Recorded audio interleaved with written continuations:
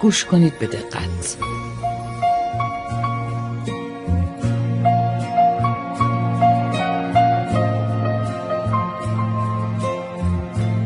زمستان تمام شده بود و بهار آمده بود. گلها و گیاهان یکی یکی سرشان را از خاک بیرون می آوردند. تکه یخ کنار سنگی بزرگ نشسته بود و تمام زمستان سرش را به سینه سنگ گذاشته بود. جای خوبی برای خوابیدن بود.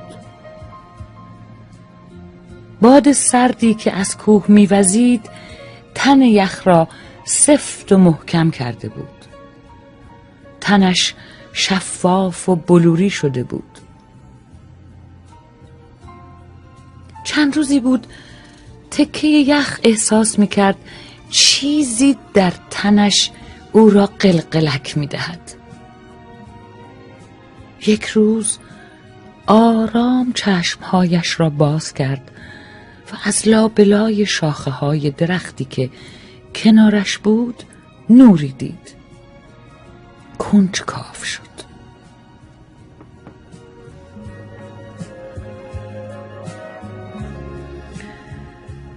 کنجکاو شد و به درخت گفت کمی شاخه هایت را کنار میزنی؟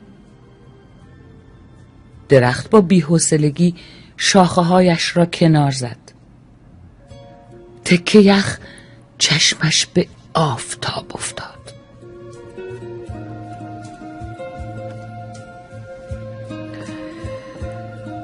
با خود گفت وای چقدر قشنگ است. چرا تا حالا او را ندیده بودم؟ درخت گفت این خورشید است. من سالهاست او را میبینم. تکه یخ با خوشحالی به خورشید نگاه کرد. بعد با صدای بلند گفت سلام، سلام خورشید، خوش به حالت، چقدر زیبایی. خیلی خوشحالم که تو را دیدم. دوست دارم همیشه به تو نگاه کنم. میدانی من تا الان با کسی دوست نشده ام. تو دوست من میشوی؟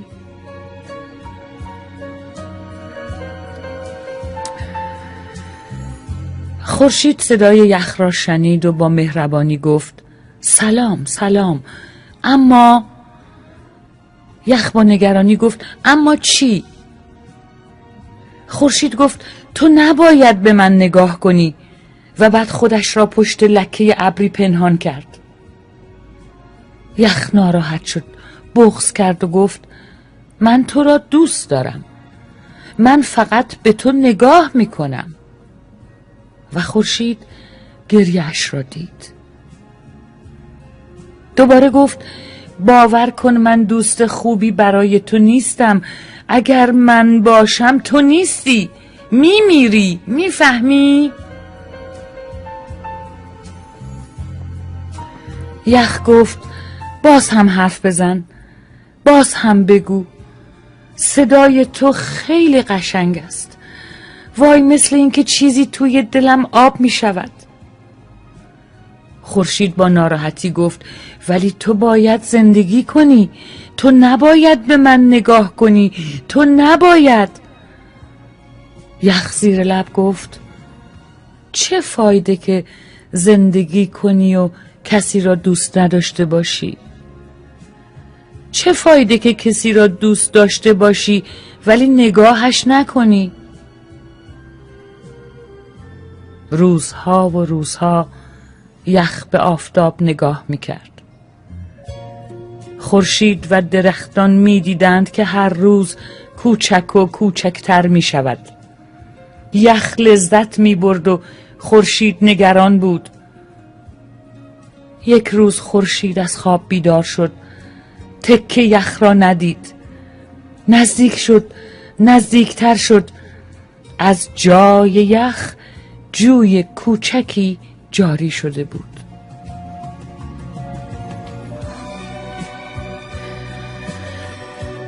جوی کوچک بعد از مدتی رفت توی زمین و ناپدید شد. چند روز بعد از همانجا یک گل زیبا به رنگ زرد و به شکل خورشید رویید. هر جایی که آفتاب می‌رفت گل هم با او میچرخید و به او نگاه میکرد. گل آفتابگردان هنوز خورشید را دوست دارد. او هنوز عاشق خورشید است.